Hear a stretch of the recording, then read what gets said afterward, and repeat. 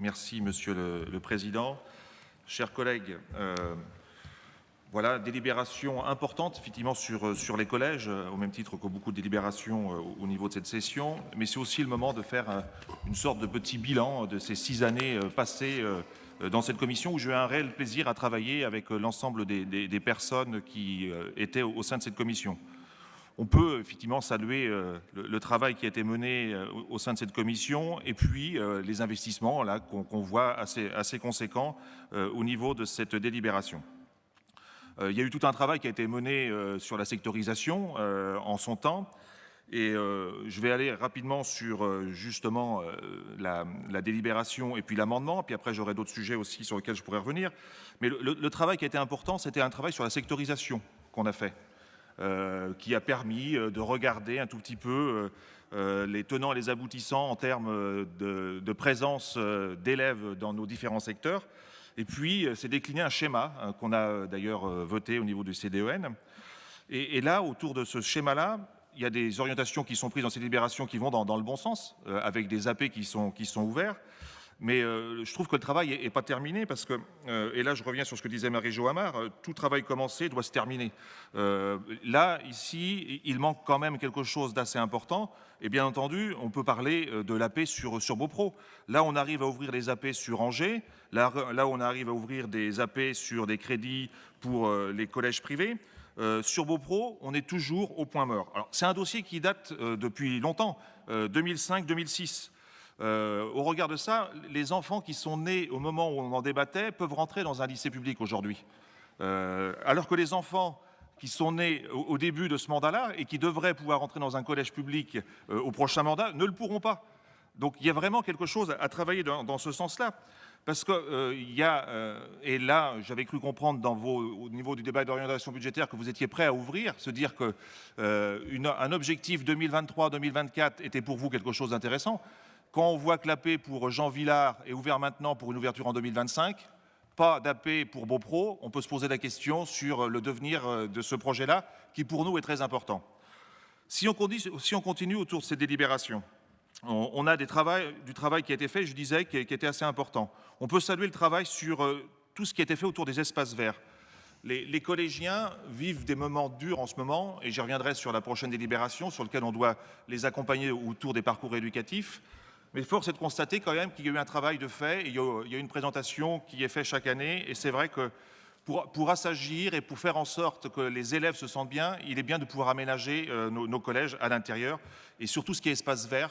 Il y a eu un gros effort de fait autour des mares, autour des aménagements, autour de la biodiversité, avec les moutons qui sont dans les collèges, avec aussi tout ce qui est autour des abeilles et des ruches mis à l'intérieur, en concertation avec l'Éducation nationale et les enseignants. Et ça, on peut saluer le travail qui a été fait de ce côté-là. Il y a un travail aussi important qui a été fait sur la restauration scolaire, avec des partenariats faits avec les collectivités aussi communes à côté, où des cuisines centrales de proximité permettent aussi de servir des déjeuners aux communes qui sont juste à côté. Et là, il y a un véritable travail partenarial qu'on peut saluer. Mais là où il y a encore un travail à faire, malgré le travail important, c'est sur l'énergie des bâtiments. Là, on le voit, il y a des choses qui vont être faites sur certains collèges, mais là, on va revenir par rapport à ce qu'on évoque depuis le début de la session. On est dans un moment particulier où on a un plan de relance qui est ici, et l'énergie des bâtiments fait partie de ce plan de relance.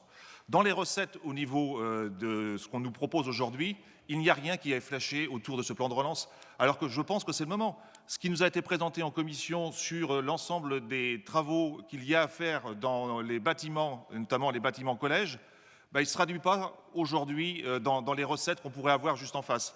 Alors, il est bon, justement, à ce moment-là, de lancer ce plan de relance de façon à avoir des recettes complémentaires au regard des études qui sont déjà là. Et là, on ne peut pas se dire qu'il n'y a pas d'études parce qu'elles nous ont été présentées.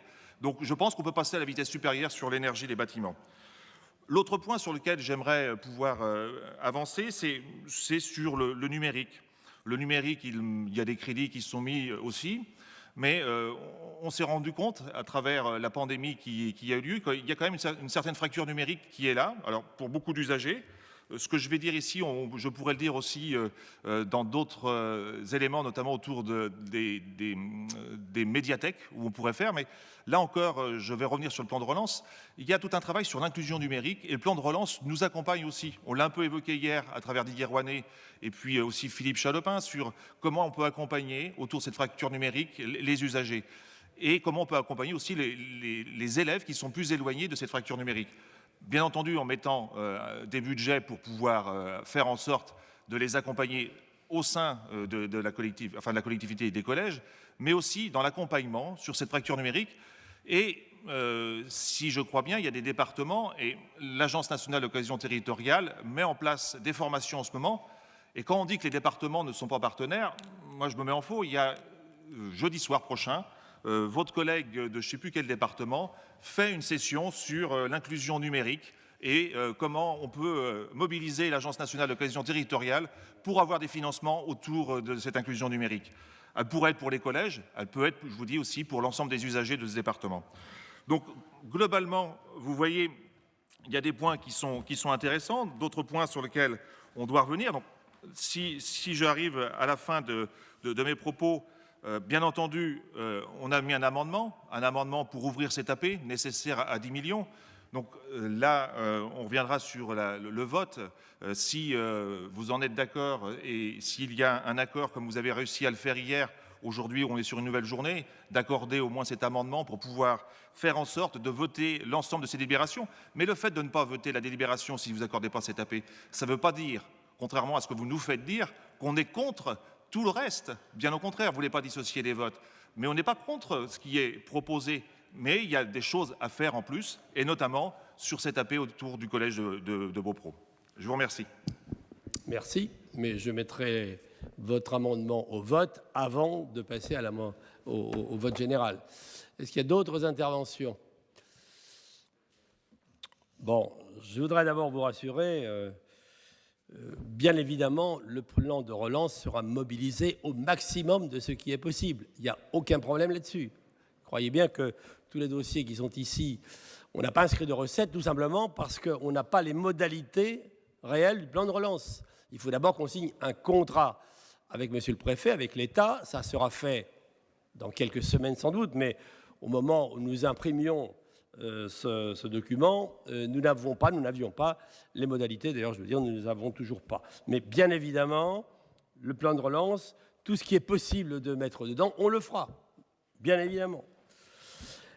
Concernant votre amendement, bon, rendez-moi justice, on parle de ce collège de Beaupro depuis 20 ans, 30 ans, très très longtemps en tout cas.